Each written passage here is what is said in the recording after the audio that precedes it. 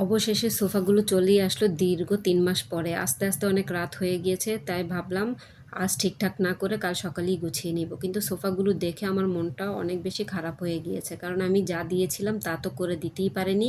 আর এই যে এম্ব্রয়ডারিটা, এই এম্ব্রয়ডারিটাও আমি যেটা দিয়েছি সেটা করে দেয়নি। যেটা করে দিয়েছে সেটা আবার চেয়ার অনুযায়ী ছোট করে ফেলেছে। আর কাপড়ের বিষয়ে কি বলবো, আমি যেই কাপড় দিয়েছি সেটাও দেয়নি। আমি তাদের যখন জিজ্ঞাসা করলাম তারা বলল, যা ৩ মাস আগে যেহেতু দিয়েছি, যেই থান থেকে অর্ডার দিয়েছিলাম সেই থানটা নাকি শেষ হয়ে গিয়েছে। তাই তারা অন্য থান থেকে দিয়েছে, তাই এতটা গরমিল হয়েছে। আর এই যে টেবিলটা শখ করে বানাতে দিয়েছিলাম, টেবিলটাও তারা বানিয়ে দিতে পারেনি।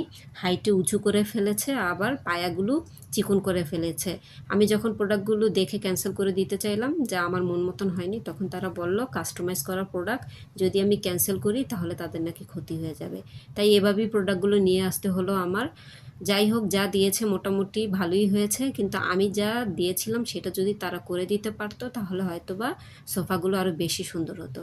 আর আমি বেশি কাজ করা জিনিস পছন্দ করি না, তাই একটু হাতলের এইখান দিয়ে একটু ডিজাইন রেখেছি আর ব্যাক পার্টে কিছুটা ডিজাইন রেখেছি। এভাবেই প্রোডাক্টগুলো বানিয়ে এনেছি। যাই হোক, মোটামুটি ভালোই লাগছে। অনেক বেশি খারাপ হয়েছে তা কিন্তু না।